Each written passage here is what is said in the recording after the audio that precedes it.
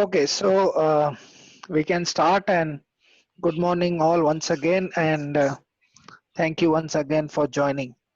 At the outset, we hope that all of you are safe and taking good care of yourself and a family, and waiting for things to be become normal.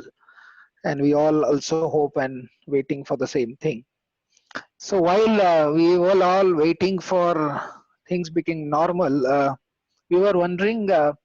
Why can't we really look at it in terms of what are the potential tax implications which would come as an outcome of this COVID-19 situation? Many of us have come back to say, why are you talking about tax? Let the business be normal first, and then we'll talk about the tax. But when you look at it in this sort of a scenario, the tax won't allow us to be normal, and tax will play an important role even in we becoming a normal. And therefore we thought, let's bring out some of the tax aspects and a tax angle to this outcome of the COVID and the impact of thereof. What had happened now last few weeks, right? The sometime in March, first week, second week, Harsh, move on. We had a normal week, the normal business as usual. We were hearing some stories from China. Things were going normal. Suddenly we have been asked to get into work from home scenario, and then thereafter lockdown, and entire thing has got disrupted. The business got disrupted, the entire work that we have been doing disrupted. Many of us have started learning new things, including work from home, which I am still not able to learn fully.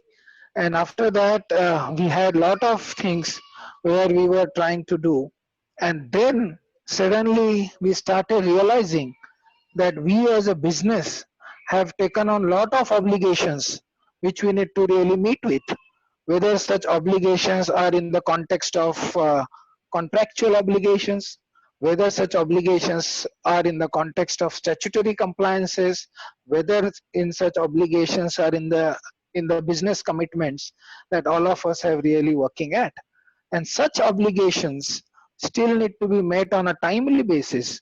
And if we don't fulfill such obligations, there would be some damages, there would be some compensation, there would involve some sort of a fines and penalties, which we need to really worry about. And effectively, then maybe potentially we will get into a new normal way of working. What are we hearing across the globe? That this is a virus which is one of the biggest pandemic that we had seen, and huge lockdown. The businesses have been really impacted. But one sector which is clearly stand out in terms of the impact is the real estate sector. Lot of people have been talking about this sector, and who knows better than all of you, wherein everything has got impacted, whether it's in terms of our sale of a flat, whether in terms of a construction activity, whether it's in terms of our day-to-day operations, including financing. In such scenario, is the tax really play a role? And when we look at it, the life beyond lockdown, we would see that we will get into a new normal way of working. We will get into customer preferences have changed completely. Sorry, Harsh, can you mute everybody again, and I will unmute my line then again? Yeah. So customer preferences have changed completely. Now customer would look at it quite different things, where they can get a more time to pay, where they can get a better price for the flat. In the first place, will they come and still buy the flat? What sort of the things that they are coming? And the first impact which we have seen invariably is that, why are you charging me so much of GST? And GST, the next builder or the next project, is GST cost being absorbed? Why are you charging me separately, be it 12%, be it 5% GST? Invariably, we had seen in the past this sort of issues coming up. So the customer preferences will become further changed now. That will come into a new offering for us. Harsh, go back. We will have to start looking at some new offering. We will also start looking at what is that new project. We will also need to start looking at what that we will be effectively doing post lockdown period. Simultaneously, regulatory changes are at also at its peak. There have been so many regulatory changes are happening. We are seeing the guidelines issued by the state governments, the municipal corporations, day in, day out, in terms of how one needs to really operate under and what are those regulatory compliance that I need to make.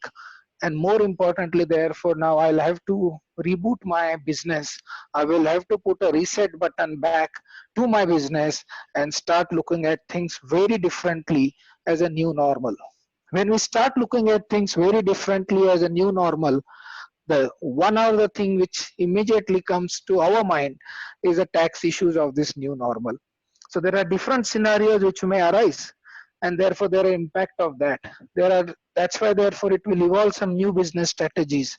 There are some representation and advocacy or a policy level intervention is what the sector is really seeking very aggressively. To that effect, government has given some measures, some reliefs, and what is happening when we compare that with around the world in terms of such reliefs. I'll straight get into the what are those scenarios and what are those impact points for the sector that needs to be worried in terms of the GST. Let's move on some of the important issues that we wanted to bring to your notice. The first one is in terms of the accruals and advances. We didn't have our accounting year change. We continued to have our 31st March as a year end, and we had year end as being the 31st of March, and we all know being an year end, being the last quarter of the year, there are lot of activities we do, and simultaneously we give effect to our books of accounts and start accruing certain revenue, start accruing certain expenses. One fundamental principle or the settled law that merely your accounting in the books of account will not have any implications from GST. Of course not. But at the same time, if that accounting is done keeping in mind certain contractual obligations or certain milestone which have been defined in the contract, then clearly it also will have a GST implications. We will dwell into that in deep in the few next slides. Then the damages and compensation, then the immobility of the people and immobility of the material has again impacted significantly the entire operations. And there are some miscellaneous items which are of a risk and some opportunities which are now being thrown in terms of new normal scenario. Now let's take it the first issue, which is accruals, advances, and how this really pan out, and now compare that along with the GST provisions. Now the first event is the accrual of income and attach that with the invoicing. Now when we look at it, accrual and invoicing, clearly in terms of the GST law, the time of supply is the raising of an invoice. That is a defined term under the GST law, which defines at what point in time you will have to raise an invoice. Now we all know that once you raise an invoice, there is a GST liability which triggers irrespective of whether your customer pays you in time or whether your customer pays you at all. Irrespective of that fact, the GST liability will trigger in terms of the definition of a time of supply as soon as you raise an invoice. Now, we know today that everything has been re-looked at it and renegotiated. When you look at it in terms of a simple transaction for the sector, which is renting out the properties and the rent being charged on a monthly basis, every lessee is now renegotiating in terms of a rent which is required to be paid. You have a maintenance contract, we have the contractor's payment, we have some service providers payment, we have some arrangements such as joint development agreements, redevelopment agreements. Everything has been renegotiated, but more important,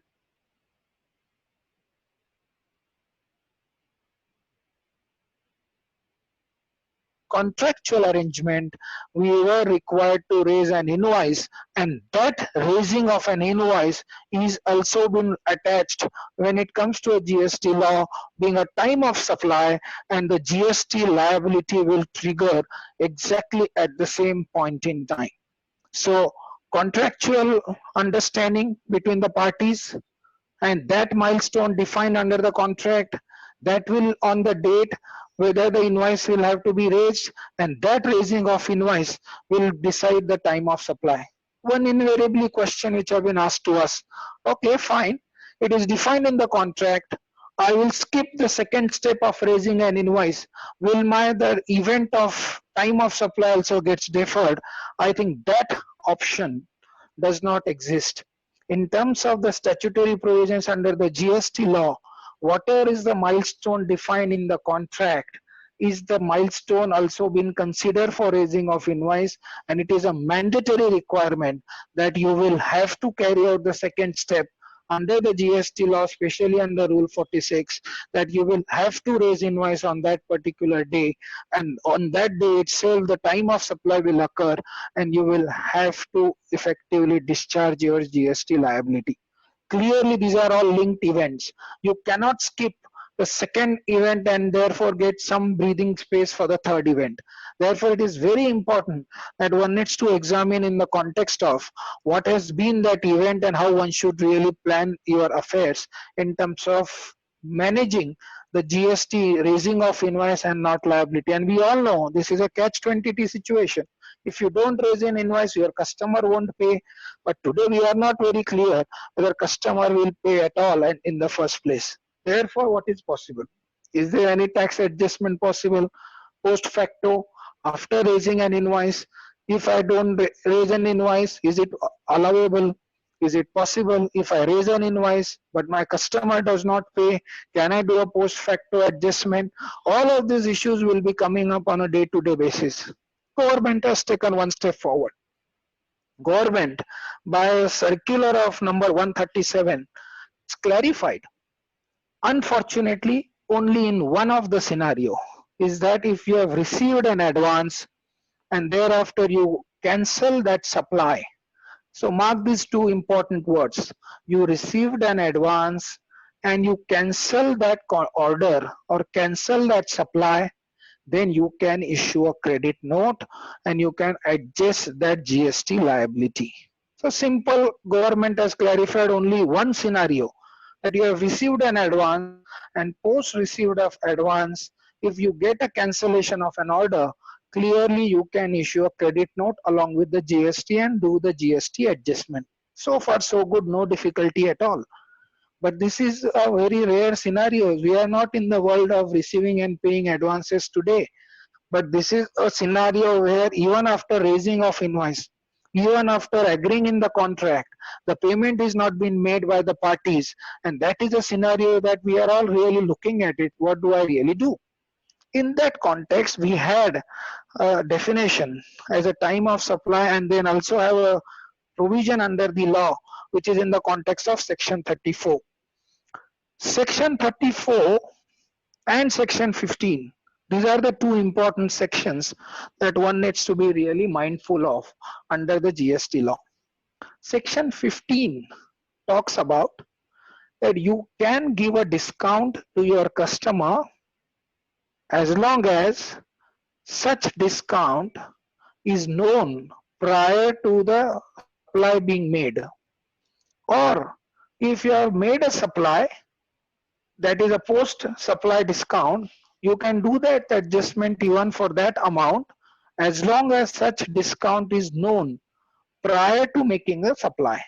That means either you physically grant that discount prior to making a supply, or even after you can grant a discount after making a supply as long as such discount has been told to your customer before making a supply.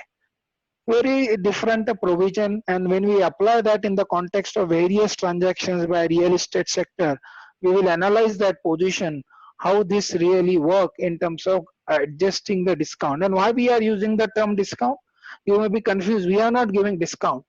What are we effectively doing? If a rent of a 1 lakh, if my lessee says I will only pay 50,000 bucks, and everybody is invoking the force majeure and so on and so forth, but assuming it is we will only pay 50,000, then what is happening for the balance 50,000? Are we not renegotiating the terms and giving such discount of 50,000? Therefore, one may try and take some benefit of section 15, not a complete benefit available. The other is section 34, which grants you an adjustment only in two scenarios.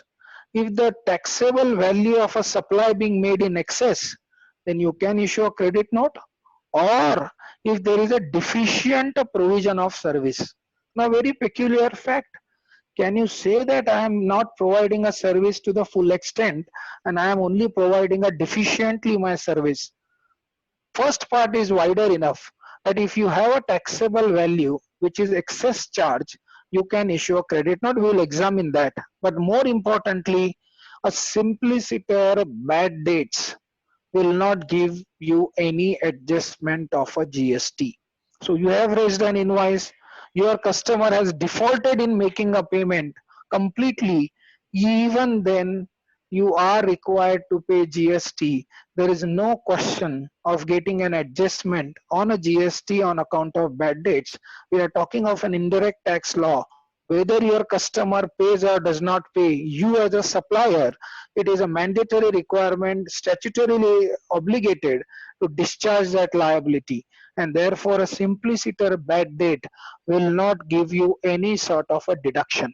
Now, keep this scheme of the GST law and the rules together, and now let's dwell into various transactions which are carried out by a real estate sector. Let's examine first on the revenue side of it. Okay, on a revenue side, first let's take the first one, which is a head-on transaction which everybody is worried about, is in terms of rent, lease income, including the electricity charges. Don't get into whether electricity charge is liable to GST or not. It's a disputable area. Two states of advanced rulings have been taking a different view. Leave that aside. Let's talk about the basic rent and a lease rent. Now, when I talk about a rent and a lease income, most of the contracts will provide that every start of the month or every end of the month, there will be an invoice which is required to be raised on the customer. Now take a scenario. In the month of April, I was supposed to be raising on 5th of April, I invoice for my rent of say 1 lakh rupees. On that April month, 1 lakh rupees in terms of the rent agreement or a lease agreement that I had entered, I was supposed to raise a rent invoice of 1 lakh and 18% on that being GST, and I have raised that invoice on the customer. Now, as soon as you raise an invoice on the customer of that 18,000 rupees, your liability has triggered in the month of April itself. While you have an option to pay and that liability till 30th June, we will cover that also, whether it is to be opted or not. But the liability to pay GST triggered as soon as you raise an invoice on the 5th of April. Now, before I could raise an invoice on a 5th of April, many of the lessees have come back to me saying we are invoking the force majeure clause, or even if there is no force majeure, this is a force majeure, act of God, and so on and so forth. Section 56 of the Contract Act and all the legal theories which will be provided, and eventually be told that we are not going to pay you rent. Now what do? We as a landlord are into a catch-22 situation. We definitely don't want to deal with that fact, and what do we want to do? We first want to raise an invoice so that we lodge our claim on the customer. But assuming you want to be a practical, we say, okay, sorry, fine, we'll talk to our lessees and then take a call. Many of our clients have said nothing doing, we will raise our invoice. So you have raised your invoice. As soon as you raise your invoice, the liability has triggered. There are few landlords who are talking with lessees that, oh, sorry, you can't look at that, you'll have to still pay my rent and so on and so forth. Let me tell you, while you are talking with your clients, it does not matter whether you agree eventually with the parties in a different manner. In terms of the contract, if the milestone has already been defined being the 5th of April, which event has already occurred, in terms of GST law, it was a mandatory requirement for you to raise an invoice. You can't not raise the invoice, and therefore this is a first important problematic position which is happening, where you will be required to raise an invoice in terms of a milestone. Therefore, the only option that we have today, we raise an invoice, and during this period itself, before we get to end of April, we start negotiating and we start negotiating with our lessee, and if we potentially, one can take a shelter of issuing of a credit note, but that credit note can be issued only if you put the new terms to the contract. You agree with your lessee, understand the revised milestone, understand revised terms of a contract, and then we may be able to issue a credit note. But if you don't have a understanding agreed between the parties, and your if the contractual terms have not been changed to the effect of either revised milestone or to the effect of revised value, you will be end up paying GST on the entire value. One more scenario, assuming you pay GST today, can we adjust that in the next month when we arrive at a conclusion with my party or with my customer or with my lessee? There also, we must tell you that we will have to take a shelter of the revised terms of a contract only and may be able to take a credit note. But that is again a subjective position. Believe me, if you don't put the revised terms of a contract nicely, as agreed between the parties, you will end up having an exposure of GST as per the original contractual terms. On the timely basis, you are required to pay that tax. So that's one of the biggest concern which is happening in terms of rent. Come to the second aspect, which is milestone payment on the construction completion. We have lot and lot of customers where the construction completion is happening slab wise construction, and that is also got held up, and now assuming we do some activity, we finish that work and start raising our demands, you irrespective of whether customer pays or not, the same scenario would arise, and you will end up paying GST from your own pocket on raising of that invoice on the customer. We all are aware, and we are also helping some of the associations, CREDA, MCHI, and all people, that please take it on a receipt basis GST. Unfortunately, that has not been provided, neither been, it has been still discussed in any meeting to get into a receipt basis taxation. We continue to have an accrual basis of taxation, and what we need to really adhere to. What we can really do in the second aspect is look at it our real completion of a project and see to it that if some milestone is happening at the end of April, can we do that real completion has happened or not, look at that, and can we defer that into May first week so that I get a one more month of payment, is what one should really plan nicely in terms of how the milestone being achieved, because that is again a subjective. While the contract talks about on completion of a slab 1 and slab 2, slab 10, but whether the slab 10th is completed or not, it's all depend upon the project status, and one needs to really look at that and look at it and then only say that the milestone has been achieved. Then we have a monthly maintenance charge, again another transaction. Now many of the developers are doing the maintenance for the society, and in that case also you will end up raising a maintenance charge. Hopefully societies will abide by the payment terms and make the payment, but again you will have to plan in terms of payment of GST from your own pocket if society does not pay. We also have one-time charges, other charges such as registration charge, advance maintenance charge, so on and so forth. Everything as per the due date in the contract will be deciding factor, and on that day itself your GST liability will also trigger. Interest on delayed payments, again another important issue now which will come up in most of the cases, that interest on delayed payments, that interest is specifically included as being an assessable value for the purpose of GST only in case of a delayed payment, not by interest charged by the banks, but interest which is charged by the supplier of service as an delayed payment. There is a clear provision under section 15 that this will form part of the value, and therefore you will end up paying GST on that as well.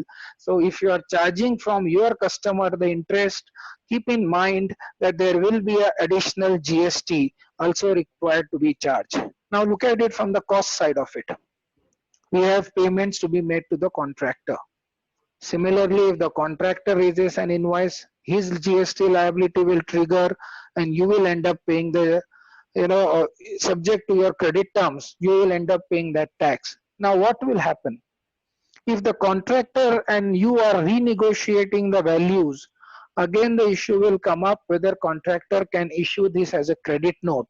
We may need to take a case-to-case basis analysis that can it be considered as reduction in the contract price itself for the future invoice, or do I need to raise an invoice now? All of these factors needs to be examined if when it comes to payment to the contractors. Payment for purchase of goods. Purchase of goods is slightly different scenario. Purchase of goods, the time of supply is at the time of delivery of goods, and therefore you have one fortunate part here that while the supplier would deliver the goods and he can raise an invoice on you, but the time of supply for the supplier is only on a delivery of goods. We have seen many of the cases delivery itself got stuck at the supplier end. So the event of time of supply of raising of invoice has not yet arisen. We have a n number of transactions we all are carrying out in terms of revenue and area share. Now in the revenue and area share, when you enter into joint development agreement, when you enter into redevelopment agreement, also there are certain milestone defined. Please examine those carefully because the GST liability would arise on such milestone and you will end up paying GST as a huge cash outflow from our own pocket. Then we also have a statutory or a municipal payments. Some of the payments are not liable to GST per se. While there is a disputed area which is going on when I buy FSI or whatnot from the corporation, do I need to pay, not pay? But in a principle, some of the statutory payments and municipal payments are not liable to tax. But those which are liable to tax, the liability will trigger as soon as you make the payment under reverse charge, and you will end up paying tax on that also. And then payment to service provider, whether these are labor contractors, whether they are architects payments, all of this will have some implication in terms of time of supply, which one needs to really look at it. Now, one issue, whether it's on a revenue side or whether it's on a cost side, one invariable issue which is coming up is the cancellation. Now, look at it, the scenario of say cancellation of my flat, which is already booked. What do I do? Now, on a cancellation of a flat, even in terms of the revised circular 137, one can issue a credit note. However, let me tell you that circular is silent about in terms of a timeline for issuing of a credit note.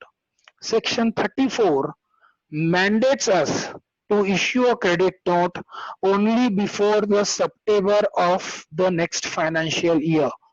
So whatever flats which get cancelled up to September of this 2020, you can issue a credit note, but for which financial year? Only for the financial year what you have received in the year 1920. What happens to the GST collected in 1718? What happens to GST collected in 1819? Because that is time barred already. In terms of section 34, there is no possibility to do a GST adjustment beyond end of September of the next financial year. So very important that now we will see many of these transactions of cancellation and so on and so forth will occur in terms of once we come out of a lockdown situation. In that case, keep it in mind, the credit note will not be allowed to be issued beyond September, and that is only for the financial year 1920, 1718, 1819. There is no scope now. What is the option therefore available? One may evaluate of claiming a refund, but even in that case, we have a time period of only 2 years of a claim of a refund. So very important that a cancellation of an order or a cancellation of my flat, cancellation of any of the bookings will have a GST impact and a consequence which we need to be careful about, and we can't be just issuing a credit note because circular 137 allows me to issue a credit note. I'm sure a lot of customers who are learned people will come with this circular, but believe me, the circular is absolutely silent about the time limit, and circular cannot take away the time limit which is prescribed under section 34 for issuing of a credit note. So very important that we all keep this in mind. Equally, this will apply on a cost side, because even cancellation on a cost side also will happen, and we will have to be careful about, because we want many of our projects are under the new scheme now, which is a without a credit scheme. Therefore, we want the GST to be adjusted. It cannot be that GST should become a cost in the system. So every cancellation of an order, either on a sourcing side or on the revenue side, needs to be planned nicely so that it does not have any GST leakage. Very important in terms of how the things will pan out in the COVID and the beyond COVID situation. Coming on to the next issue now. Next issue which we had seen invariably in every of the discussion that we were having for last 2 weeks with all of our clients, that every client is going back to the drawing board and renegotiating the terms of their contract. So if we are a supplier, our customer is renegotiating. If we are a receiver, we are renegotiating with the contractor. I will give you a simple example. One of our big client was carrying out a metro work, and they were saying that metro work in Mumbai has also got halted, and therefore we are preparing a claim on a state government. And we said, okay, fine, show us the claim statement. Claim statement has been nicely prepared, everything has been there, and 100 crores claim has been put it across the state. Now when we ask them, what will happen to the GST on that 100 crores? Who will bear that GST? You are putting the additional claim. You are effectively asking the damages from the government. Who will pay the GST on that? The first question came to us, oh, why are we talking of GST in terms of compensation or a claim or a damages? And we said, sorry, please examine the charging section. Please examine the scope of section 7 under the GST law, which has in its wide ramification of this tax being applicable, and your potential 100 crore claim will go down to 12 crores because it's a government project liable to 12%, and you will end up having only 88 crores as a claim. Please consider and keep it in mind that the GST scope of work is much wider enough. Let's examine that quickly in few minutes. We have a section 7. Now section 7, for the purposes of this act, the expression supply includes all forms of supply of goods or services or both, such as sale, transfer, barter, exchange, license, rental, lease, disposal made or agreed to be made for a consideration by a person in the course or furtherance of business. This is a term we are doing in the furtherance of business. This is a consideration. This is by one person to the other person. One important term defined there is goods or services. We all know the term goods or services is wider enough. Goods mean anything movable property, and services being anything other than goods. So everything under the sun gets covered in these two terms of goods or services. But preceding word is very important there, which is a supply of goods or services. Now, what do you mean by supply when this supply includes supply as a verb here? Here the supply is not defined term in that sense. And when we are doing the research, and while this is not yet interpreted in that manner in India, but this has been globally interpreted, and when we are looking at some research on this issue, we could find and lay our hands some New Zealand ruling, some Australian ruling, some European ruling also, wherein it was held that here the supply should include to furnish or to make available or to provide something to the customer. So therefore, what is predominantly contemplated here, that there is some positive act done for the customer, then only it would include as a supply. Now, if it is some positive act done for the customer to do something, an act for the customer or for the recipient, then only it is a supply. Then how can the damages or how can the compensation or a claim be considered as a supply in the first place? We have also recently on Bombay High Court ruling giving some benefit of that, but not entirely. But the underlying principle which is coming there is that whether the supply is there or not there. Now I'll give you some of the examples. Now if we go through the table and some of the illustrations that we have provided there, The first one is compensation for delay in payment of consideration of supply. This is clearly provided under the law that if you are charging interest or compensation in making delay in supply or delayed payment, that is also considered as a supply and liable to GST. Because please understand, if the transaction involves underlying supply, if there is a first supply being made and the consideration in change by charging additionally something, it will be liable to GST. So in my example of metro work, if the 100 crores in relation to the work only, the consideration is therefore gone up by 100 crores and GST will be applicable in that 12% on that also. Similarly, compensation charges for event of cancellation of an order. If it is a cancelled completely, there may not be a GST applicable because there is no underlying supply. If the order is continued, only some additional claim being prepared, there will be a supply. But if the entire order itself is cancelled or contract itself is cancelled, then there will not be definitely a supply which will be involved in that sort of a transaction. When it comes to the recipient side of the transactions, where if recipient is considering the contract and charging separate something. Now let's take an example. In this case, in an example of a normal construction activity, as a developer we have awarded a contract to the contractor. Contractor raising hands up and saying I can't do the work further. Then I will say, okay, you are impacting my business, I am charging you a compensation or damages.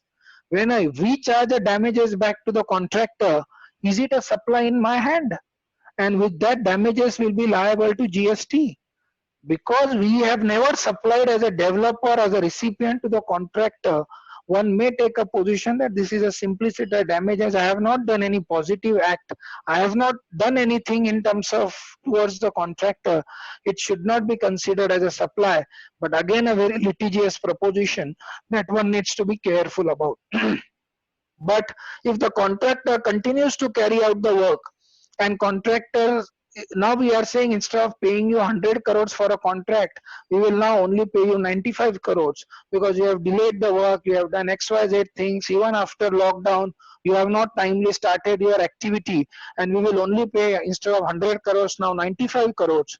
Then one may say that he should raise invoice only for 95 crores and not an 100. And GST should be applicable at 95, and that should be considered as a discount or reduction in the contract value. But that is possible only in cases where we nicely provide that in a contract. If contract continues to talk about 100 crores, he continues to therefore provide the work for 100 crores, and after raising an invoice we just merely deduct 5 crores and pay only 95 crores, that won't support the position, that will have a dispute. In fact, it will be considered as a separate transaction, and we may be exposed as a GST, we be paying on that 5 crore rupees as an independent transaction, that 18%, and we have an exposure of 90 lakhs of GST. So what we believe that we all should be really doing it now as going forward. First, study the contractual position very carefully. Then analyze the tax implication of any amendment that we are proposing to do in the contract. Then timing the amendments in the contract. At what point in time you should carry out that amendment? Is this right time? Because time of supply has a different connotation. If you have already acted upon, then time of supply has already occurred. Amendment may not help now. We'll have to look at it the timing wise also, so that we can issue a credit note also. The timing is properly matched. So one needs to look at in that context also. Next, then is who is taking the commercial burden of such tax. And then if there is a commercial burden being taken, then there is a restructuring of that tax possible or not to minimize the tax impact. And if it is possible, then you enter into an amendment to the contract which supports that restructuring done. Because in the ultimately in a court of law, you will not be able to sustain if your contract speaks something else and what you meant something else. So very important that our legal team, our commercial team, all of us have aligned along with us as a tax and a finance team, so that we will talk about that and take care of this nicely, Otherwise, post facto doing something will not support in the context of GST, and we will end up having some GST leakage there. So very critical in that context to examine this position contractually and then take a final call. Moving on to the some of the income tax issues on this aspect, whether when you receive or pay damages, whether it's a day-to-day operational issues, you may be need to offer to tax or will be able to claim this as expenses, but it is like a compensation for loss of opportunity and so on and so forth. One may take a position either this is not a revenue receipt or a revenue expenditure, and section 37 may not permit this as a deduction. So again, your contract, your renegotiation will support you to claim this as deduction also, is very important from the income tax perspective. Moving on, some of the new business strategies now which is evolving. How is business responded to these issues? Business has clearly responded very aggressively, very differently. What are we effectively doing now? One, we are now planning how do I liquidate the inventory which is available with us? Can I float some new schemes? Second, the most priority for the business is generating and preserving the cash. Every management is only telling everybody that every expenses, every cash spent will have to be monitored carefully, and all of you CFOs and all are having tough time now in managing the cash and generating the more cash. Revisiting the contractual arrangements. All of these contractual arrangements have also been revisited, and we are of course then responding in terms of some of the statutory requirements in terms of what we need to do at a workplace. Now let's take each of these issues in terms of what we all are doing in terms of our activities. The first one, new schemes to liquidate inventory. Now what we will all go to the whiteboard and start talking about different things. First one, can I offer more discounts? Of course you can offer a discount, but remember that those discounts that you are offering should be prior to supply being made. That means should be prior to milestone being received by you. You can't do a post facto discount and try and get certain benefits. So important, you can offer a discount and pass on the benefit to GST. So the discount, offering a discount will have a consequential effect because you will have a lower GST implication. Equally, you will have a lower stamp duty implications if you can do before renegotiating or before entering into a contract. Subvention schemes, we all are aware of that many of our developer friends are raising the subvention scheme. There has been some RBI guidelines that you can't now float a subvention scheme, but there are some ways and to comply with such guidelines as well, and one can in a new role and avatar look at the subvention scheme.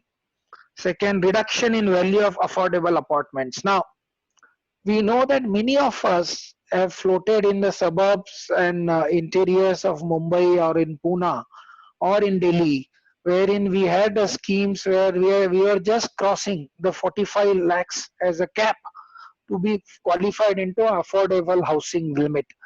The flats were ranging into 46, 47, 48 lakhs, and we were end up paying 5% GST.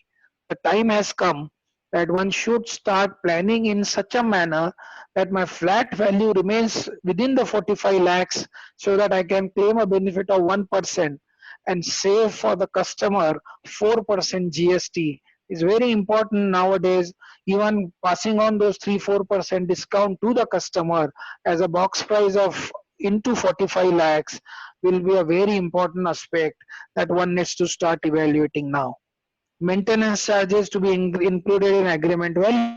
Now we all know that many of us are following a practice where on the maintenance charge we pay 18% GST, whereas on a flat value we pay 5% or 1% GST. Now we'll have to start evaluating, can I not charge maintenance as part of a flat value and carry out a free maintenance for a year or 2 years so that I pass on certain benefit of GST to my customer. All of these new schemes All of this new thinking will have to be now on board and re-looked at it. While we have been taking certain position in the past, but now the time has come, because now there will be a tremendous pressure on all of us to liquidate the inventory, liquidate to the extent possible, and new schemes, new promotional schemes which will get floated, and we will have to keep it in mind, the GST impact of that as well. Moving on to the next issue, the most important is the cash management. We want to generate cash, we want to preserve the cash that we have. What are the options available? We can look at it, some of the operational side of planning this little nicely. The first one is what we thought one could evaluate is the introduction of an early payment schemes. Many of the developers have already introduced that. You can calculate the net present value and introduce the scheme, but simultaneously you may be able to give certain GST benefit to your customer, because if he is making early payment, then effectively one can enter into addendum to the contracts, change the contract value itself, because in terms of continuous supply of service, the time of supply is the milestone payment. That milestone is not yet achieved, therefore you are giving a discount prior to that milestone. You will be able to give some benefit and pass on certain benefits to GST or to your customer if you introduce some early payment scheme and start giving discounts. It may have also some implications need to be examined on the income tax, that somebody will say that you are paying interest or receiving interest, but more importantly, will it have any impact under the Companies Act, that will you say that you are receiving deposits from the third parties. But that also, when we had examined in the past, this would be no issue at all. This is possible to float a scheme of some sort of introduction of early payment scheme to generate the more cash. Then barter transactions, we of course don't need to talk about this. We are trying to cover a GST implication, and you will have many more innovative thoughts, but all of these new thoughts need to be backed up and kept in mind from a GST perspective. So let's look at the barter transactions. To your contractor, to your service provider, you are giving some inventory of a flat, some inventory of your existing flats which have been completed. There also there will be a GST implication which you will have to keep it in mind, but you will be able to preserve more cash. But as long as you do a nice planning on a GST impact of that. Revise price and credit terms with the supplier. Very interesting point that one should really look at it. Please understand that you have a time to make the payment to a supplier in terms of a GST law up to 180 days. Even if you make a payment within 180 days, your credit is intact. But at the same time, now we are renegotiating the price with your supplier. We are renegotiating the 18% GST. I'll tell you now, some of the practical things that many of our clients have started looking at it is that you would 18% GST. Now supplier has an option to pay that in June. But why are we paying it then today to our supplier? Because he is paying, he is using his cash purposes, and we uses that and pay in June. They may come back with you that, oh, it is with an interest of 9%, but that also will have to examine below 5 crores, above 5 crores, all of this. We will have to start evaluating in terms of the GST which is being paid now, because everybody has got an option to pay this till 30th of June. So revised credit terms, revised terms for the payment will have an improvement in terms of the cash generation and a cash preservation, that one should be really looking at it. Moving on, some of the strategic stuff. Now we have seen in multiple instances where one needs to be careful about when we talk about some of the strategic stuff. Of course, you all will be evaluating the JV mergers, area share, revenue share arrangements. But please be careful about, because every of such transactions, whether it will be sale in the course of whether it's like an ongoing concern and every part of a business has sold or every liability has been taken over, then only you have a benefit of GST not being applicable. So every mergers, demergers, strategic alliances needs to be looked at it. Deferred agreement of sale of land. Now, some of the thoughts that which is still there, where in terms of Nowadays we have a JDA or RDA, or can you really look at it in terms of it is nothing but an agreement to sale of a land instead of taking into development rights being transferred. Because now what will happen is that, believe us, that more and more we get into this scenario, our project will get completed, the post OC sale will increase. Post OC sale means I have an impact of GST either on a reversal of a credit if I am into a credit scheme, but if I am into no credit scheme, I will have to discharge under reverse charge to the extent of development rights that I have got from the landowner or from the society at a market value of those flats, which I am giving it to them, and proportionate value I needed to pay the GST on that. Now the scenarios that we are really looking at is that more and more post OC sale will come into play. And if we have a till date, we all used to calculate 10%, 15, 20% of an inventory, which will get sold post OC. Now we will see that 30, 35% of an inventory is getting sold post OC. And therefore, we will have to keep it in mind. The entire GST planning when I enter into a JDA or RDA sort of a project, because that 35% of an inventory of development rights which I have bought, I will end up paying reverse charge the GST, and we will have to therefore keep that in mind when we calculate our GST cost for the project. Now can we move into revenue area share, into a revenue share with the identified area of a flat? Lot of innovative structuring which can be done, or can we look at it for the society purposes, self redevelopment model, where you get every right and everything, but you don't look at it that the development rights being transferred to you as opposed to a self redevelopment. Lot of things can be really looked at it in terms of looking at the GST impact points, keeping in mind the new business scenarios that we are really evaluating. Very important that every such transactions, either the already existed transaction, if you are renegotiating, you'll have to put the nice terms to the contract. All future projects, when we go back to our looking at the calculation of the GST cost, all of these points need to be kept in mind, and there are few thoughts that one can really evaluate to have a minimum impact of GST.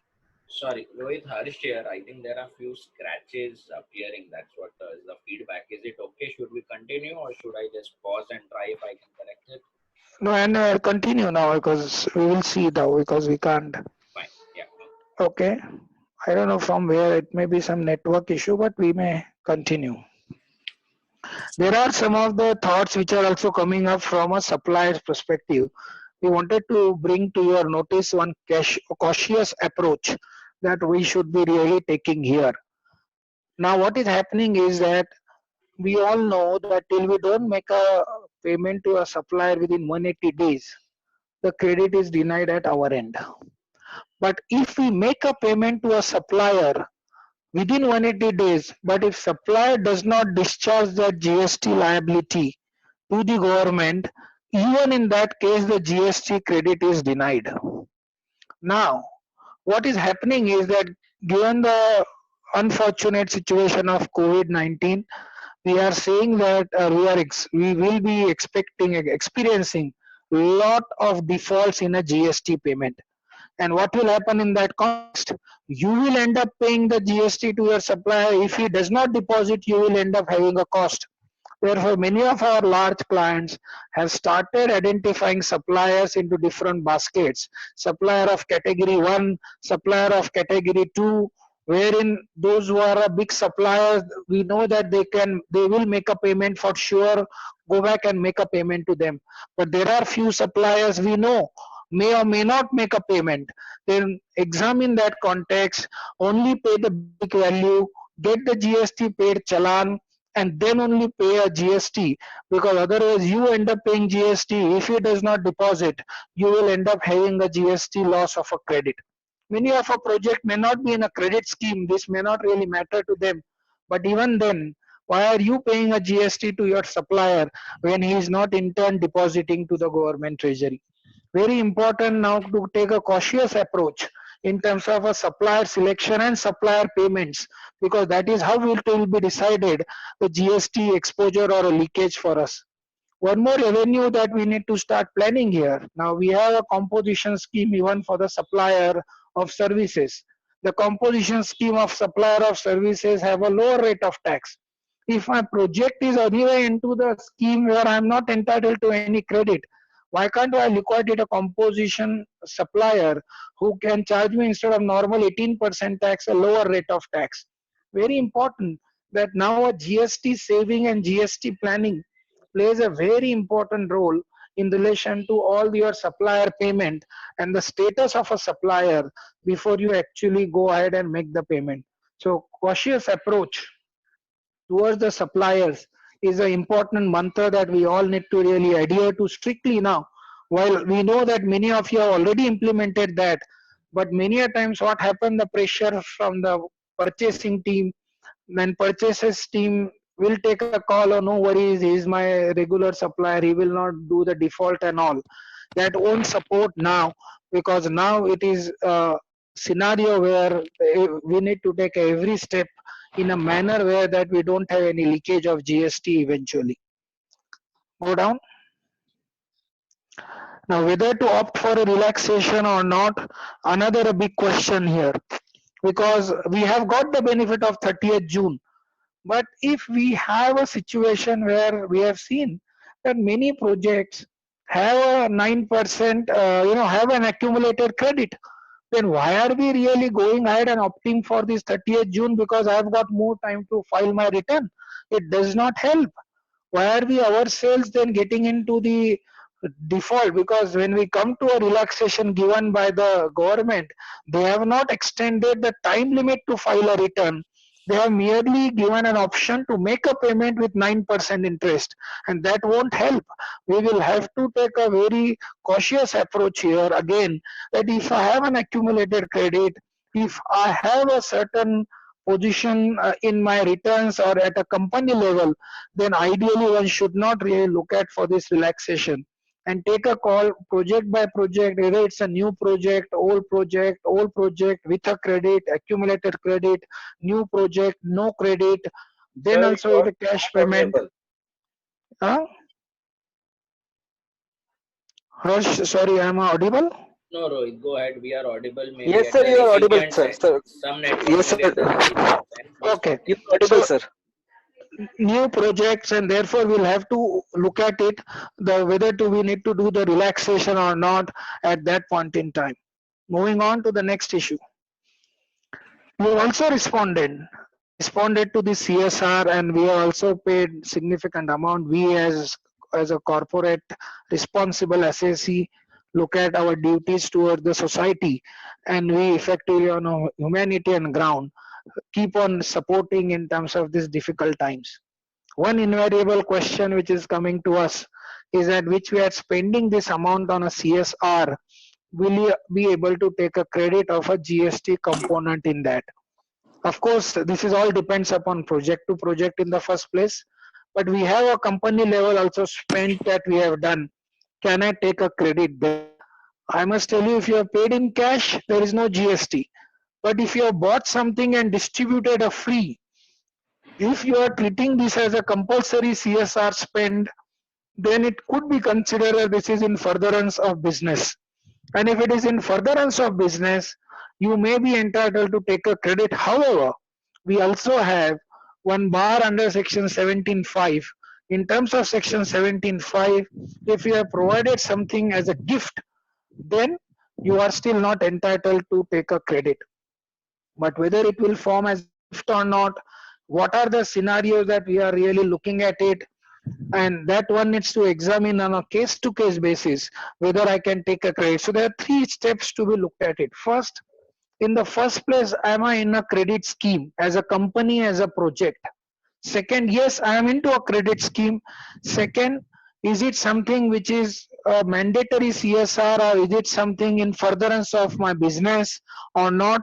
And third is that even if it is in furtherance of business, am I barred and under section 17.5 when I give a gift, that it should not be entitled to me as a credit, but it is to be examined on a case to case basis.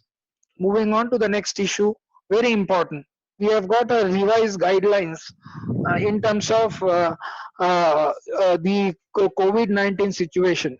We have been asked to put the sanitization, tunnel sanitization equipments, provide masks, provide PPE kits, get the temperature related equipments at all our workplace. One question which is coming up: when I make this payment, everything is liable to GST. Can I really take that as a credit or not in that context? Now, uh, first of all, is it in furtherance of business? Of course, it is in the furtherance of business. There is no difficulty on that. But one issue comes up: is it for the personal consumption of an employee? Because we have a 17.5 again, where credit is denied if something used for a personal consumption of an employee.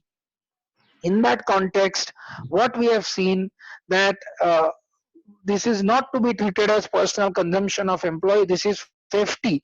This is as per the guidelines of the work, and therefore this is not to be considered as personal consumption of an employee, because when we had examined this in the context of safety, shoes been given in the factory, safety gloves been given in certain factories. This is also used by the people, but not typically as contemplated as a personal consumption for the people, and therefore this would be available to us as a credit for all of this new spend that we are having in terms of a safety issue. So we want to take care of all our people, and we want to take care of the COVID-19 situation. And at the same time, when we are spending this, we should be entitled to take this as a credit as well. Moving on to goods damaged, another important issue which is happening, that goods have been in transit, there have been some damages. One issue coming up: I am now lodging an insurance claim. This per se insurance claim is liable to GST or not? Clearly not, because this is considered as transaction in money and not liable to GST. But at the same time, if when I lodging a claim, can I include my GST amount in the claim? Of course, you may be able to include if you are not, if you have not taken a credit, as long as your insurance policy permits that. We had seen in the past that the GST has also been reimbursed on this claim amount, not as a liability of GST on claim, but as part of your cost, as a lost that you have goods lost or damaged, and as a cost you could consider GST paid on your sourcing as a cost element, and may be able to claim that as a insurance claim from the insurance companies. Moving on to the next issue, some of the mobility issues which got hurdled. Now we have seen, and one our sector is really badly affected. We have a situation of migrant workers who have been now gone to their own places or stuck in their respective locations. Now the issues coming up is when the migrant laborers won't come in, therefore mobility of a people is affected. At that stage, when I start buying, taking the available resources, I will end up paying more tax. Therefore, I may in fact need to pay GST on that as well. But another issue which is we are saying, some of the labor contractors which are a long time service provider to us, we as a gratis supporting that labor contractor, that okay, we are making this payment to you so that you take care of your laborers so that they don't run away, while they are not doing any work to us, but I'm paying you the amount. This is the same case which will arise, that when I'm paying the amount for a crane which has been installed on my building, I have not used effectively that crane, but I may be still paying the amount. So one issue which is coming up is that when I pay these amounts and the GST being paid for that, am I entitled to the, first of all, is GST applicable? And if it is applicable, am I entitled to take a credit? As we discuss, if there is an underlying supply, you are not paying to your vendor or your supplier or a labor contractor in love and affection, right? It is for the purpose of some objective. Therefore, it appears that GST will be applicable, and we as a company, if entitled to take a credit, will be allowed to take a credit, because this is still the expenses which are in furtherance of business, which is what one needs to really look at it in terms of these expenses. Another issue which is coming up in terms of mobility of goods, Harsh, go on, where goods stop in transit, goods are stopped in on the borders. I have imported a huge consignment of elevator which is stuck at the port, and this have not been removed, and it is stuck, and I have paid the bill of entry, I have filed, I have paid the required IGST. Can I take a credit? where I have not physically still received those goods. On a strict reading of the provision, Section 16 says received by the recipient and not at the place of business. When you have filed your bill of entry, then you may be entitled to take a credit. But this issue is litigious because you have not physically. Yes, as a regular system, you take a credit when you receive the goods, when you do a GRN in your system. Here, because it is stuck for an unfortunate event either at the port or in transit, one may be evaluating that we can take a credit because law does not require receipt at a place of business. It only talks about received the goods, and you have received the goods when you have taken a custody through your transporter when you clear the goods for bill of entry. We'll have to examine a case to case basis, but a litigious position. But if it's a significant value, one may need to look at even that to evaluate, because again, going back to one issue, the cash preservance and cash generation is the only mantra that really we are working out at this stage. Some of the advocacy issue which people and industry wide we are taking, which is still to be looked at it, that please go back and give me an option to avail the ITC. This 5% without ITC is not a really scheme. You have put developers into jeopardize of not having a credit and given the benefit to the customer. Effectively, this is not the scheme either. In terms of GST should work, neither in the scheme of GST this involving cascading effect of taxes. Second important issue has been taken up is a payment of GST on a receipt basis instead of an accrual. There should be exemption on a stamp duty. There should be some relaxation of a RERA. All of these advocacy, I'm sure industry bodies are taking up this. We are helping in some of these cases, but these are very important things that government should look at it right away and give certain relaxation to these provisions. Moving on, in terms of certain government measures, quickly we are running out of time. We'll cover this in 5 minutes. The direct tax piece, of course, there are some relaxation granted. All direct tax filing, direct tax appeal, direct tax reply, which is falling in this time period, has been effectively been extended till 30th June, and that is an important support which has been granted in terms of this time limit. And even for the statutory payment, it is with the interest of a concessional rate that you can make the deferred payment of tax with a concessional rate of interest. Same with the indirect tax provision. Indirect tax also we have a similar provision where you have a time limit to pay till 30th June with a 9% interest. At the same time, you can pay on a timely basis without making any interest. But at least if you make the payment till 5th of May, which is a grace period of 15 days, you still don't need to pay any interest. The 15 days period is without interest, and beyond that it is a 9% interest that you get. And all statutory filing that you have to do, whether it's a reply to show cause notice, to appeal, to some of the other aspects, there is extension granted till 30th June if it is falling into this period. Very important amendment I must tell you in this context is that this 30th June 9% is not a deferment of a return. It is still only a deferment of a payment. And we have examined this, and some of the auditors have already started taking a position that if you file this return belatedly, this would tend to amount to belated filing of return. And we will have to qualify in their CARO audit and observations and so on and so forth. While you have got an option, but no statutory extension of a date which have happened, and therefore we will have to qualify that in my audit report and so on and so forth, even if you are paying this with a 9% interest. Go down, Harsh. Some of the other aspect is okay, the mismatch of 10% is being waived up till now, but what will happen to the August and onwards? They may ask you to do a true up for the entire period. There are some GST audit deadlines have got extended. There have been some relaxation granted by the RBI as well on these aspects. What has not been relaxed? clearly the time and value of supply, the core issue that we have started our presentation with. The time of supply provision has not been relaxed. That continued to be raising of invoice is a time of supply. Your GSTR1 filing is not been relaxed. Your furnishing of return is not been relaxed, and some of the cases GSTR1 and all, even if you file belatedly, late fee will also be applicable, and it is not been relaxed in that context. So some of these provisions have got relaxed, like 180 days payment. This condition is also not been relaxed.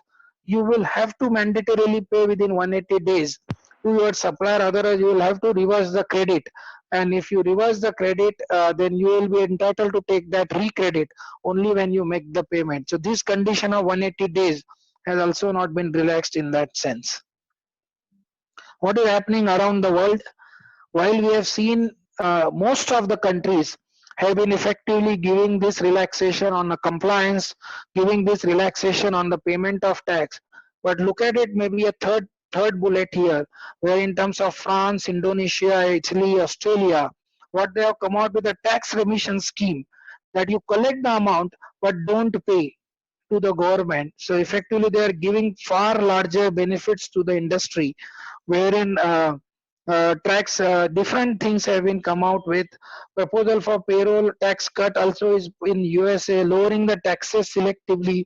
And real estate is, I think, one of the sector that one should really make a solid pitch with the government of India and try and get some benefit in the sector, because this sector is unfortunately going through one of the other shockers, right from demonetization, then to GST, to the NBFC crisis, and now we have a corona as one of the biggest hurdle for the sector.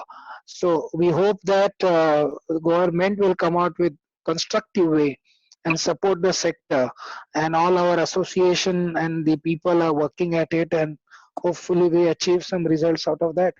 Thank you once again for joining this webinar. Now we'll open up for question and answer.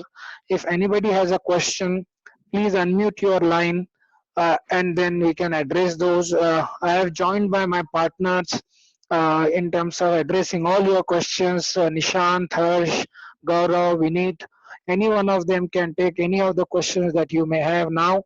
You can either put this on a chat box, or you can be effectively, unmute your line and ask us the question. Rohit, before we start the question, just a couple of points, a very detailed presentation, of course. Just wanted to highlight, from our interaction also with clients in this sector, that right now it's a lockdown, and especially for this sector, it's a complete standstill. More importantly, when the lockdown is opened also, while certain other sectors are expecting to speed up their activities and try to cover up for the lost time, this sector only time will tell us, because and they will have to specifically come out with specific strategies, schemes, as you have also very clearly highlighted. But the important point, like you very clearly highlighted, is the GST implication which will come through. And the important point is that while our audience here and everyone understands, the impact could be that some of these schemes, some of these strategies, etc., the procurement, etc., will be determined by the sales team and the procurement team. Now, they may not clearly envisage the GST implication that is likely to arise. And therefore, it's important that we take this message back, that before any schemes or procurement strategies are identified, like the way we have reflected, that GST will play some amount of implication from all of these subsequent repercussions which are rising, which may be highlighted specifically. Yeah, we'll be happy to. Absolutely, Nishant. I think you are spot on that tax and finance team, while plays an important role as a support, but the front facing happens always either commercial team or the sales team. And that is where we need to be very cautious in this sense. Hi, it's Rahul here. Yeah, hi. I'm audible. Hi. Yes, first audible. of all, thanks for arranging the detailed presentation and the impact analysis for real estate industry. Secondly, I have 2 or 3 small queries. One is that I think I have talked about the milestone and force measure, both clauses if present in agreement. Still, we have to go by milestone basis.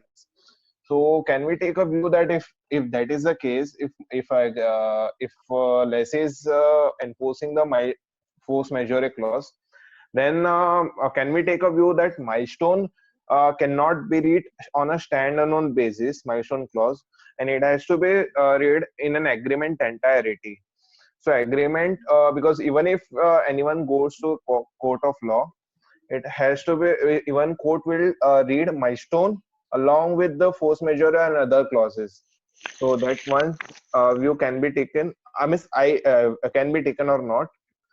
Second is whether post lockdown opening or this will have any is there any possibility of anti-profiteering implications, or department starting any anti-profiteering investigations or something. And third is that can you just put some more highlights on how to do a discount to how to work out GST on discount to customers?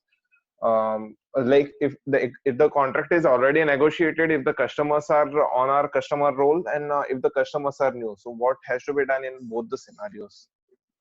Thank you. Yeah, so yeah, of course, you have a few questions. So anyone, Nishant, Harsh. So first one is, can we read into force majeure while deciding a milestone under the contract? So Nishant, you want to take up? Yeah, sure, Rohit. So, I think when you talk about a force majeure or when you talk about a milestone under a contract, obviously the contract as a whole will be taken into consideration, and therefore, if the force majeure is arising, that will be examined. But the force majeure term within the contract is from the perspective of the contractual obligation between the two parties of the contract. Whether this force majeure contractual obligation will come to your rescue when we talk about or we see from the perspective of GST, there would clearly be a question, and therefore it will be important that if there are certain compliances to be carried out or there is a liability arising, like Rohit explained, from a time of supply perspective, it will be important that the contractual arrangement is structured such that the time of supply does not trigger. Just because there is a force majeure which is existing, and this may go into litigation and the force majeure may be concluded as to whether it was effective or not at a certain point in time in future, is not going to give you relief from your liability arising in the normal course, especially in cases of real estate where these contracts are mostly continuous contracts and the liability arises as per the milestone in the contractual terms. So just to conclude that, Yeah, I think what Nishant is saying is, just to add what he's saying, absolutely right. Because how will we decide when is the milestone then? Force majeure is one clause. You can't decide the milestone. Is it after 15 days? Is it after 20 days? Or there is no milestone, or there is no payment to be made? So milestone is a defined term. And whether the force majeure will effectively deviate that milestone or not is a big question mark. And that too, even today, we have seen already that the parties amongst already fighting. Landlord are saying no, force majeure does not change this. Whereas the lessee is saying no, it changes this. So as a landlord, as a supplier of service, you would always want to take a position that this is not changing. And therefore, for the purpose of talking with the lessee, we are saying this is not changing. But when it comes to GST, authorities will say, oh, sorry, look at it, this is changing. Can you take this inconsistent position? Yeah. So adding, just changing an agreement is the only way out, like, or you can say the Absolutely. addition to the milestone Absolutely. terms. Right. Special amendment and special clauses in the agreement will only support this position. We have a second question from you only, is in terms of how the discounting will work and how this can be addressed. Harsh, you want to take that?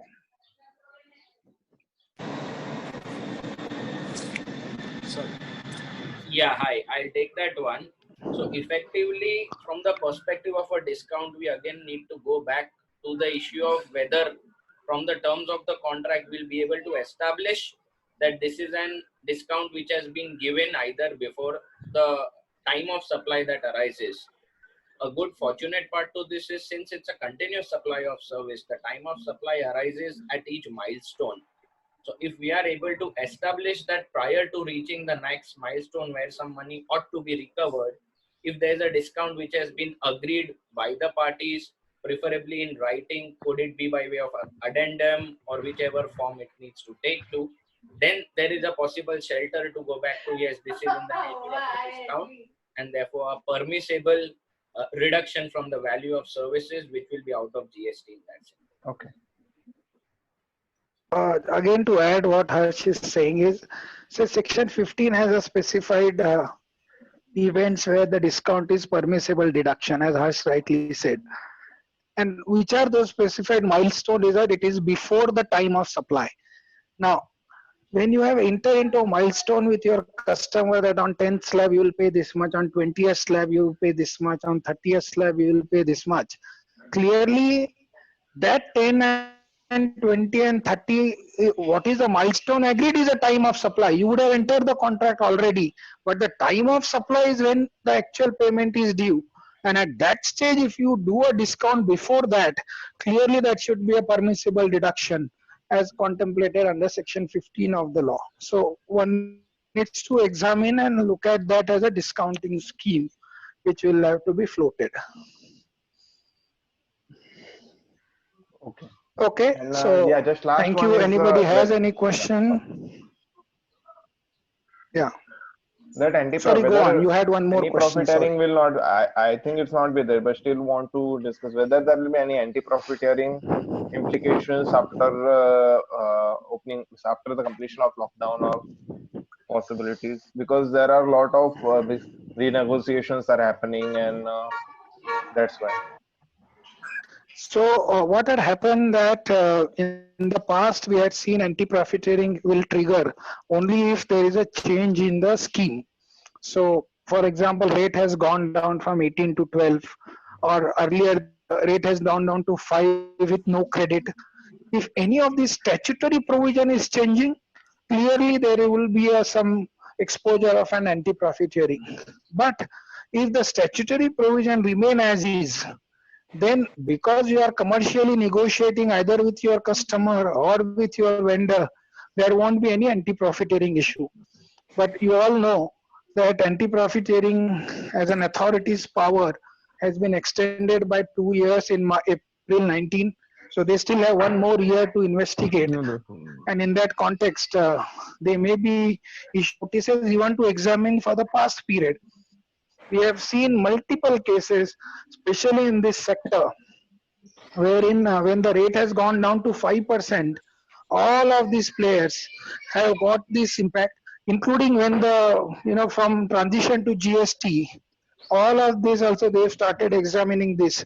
So anti-profiteering may not be directly from this event will occur, but it is a hanging sword with everybody at least for Continuous next process 1 from year. last 3 years. Right. Yeah. So I Absolutely right. think, Rohit, Unfortunately. just to add to your point, therefore, just to protect ourselves, it's really very important that you have the underlying documents very clear and specific, so that tomorrow, in case if there was, because anti-profiteering authority, like Rohit mentioned, that their powers are quite significant, and therefore, will they go in to compare the pricing currently offered to the earlier? Will they try to bring in an element of credit, which is a reason or to be having existed? All of those issues are likely to come in, and therefore, if you are offering something as a discount from an earlier rate which was being offered, I think it will be very important that we have the underlying documents which very clearly and specifically set out the purpose of whatever the new arrangement is. Yeah. Okay, thank you. Rohit, one last question if you have the time. This is Yes, Jayant please. from Supreme. Yeah, Jan.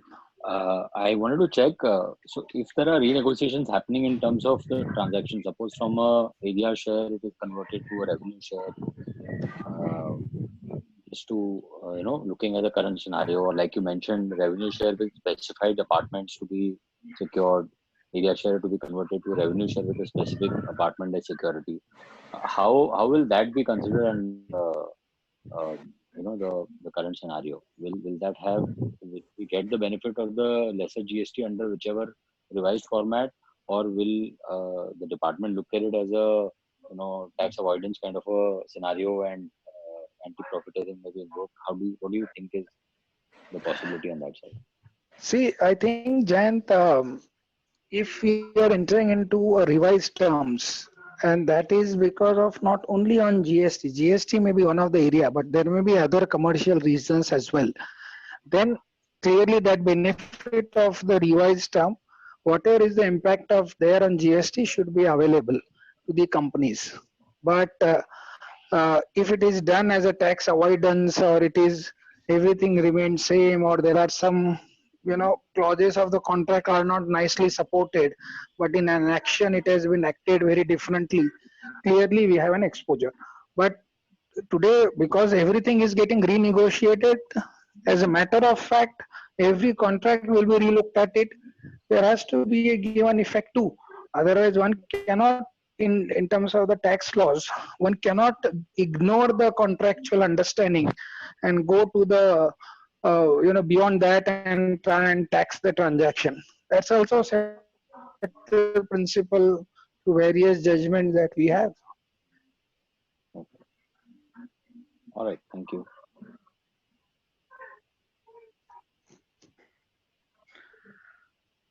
Okay, I think we've ended, of course, exceeded our time. We once again thank you, all of you, for joining this webinar, and happy to address any more questions that you may have. Please reach out to us through emails, and we will take up those and look forward for any more webinars that we do for your joining. And please do take care of yourself and be safe. Thank you very much.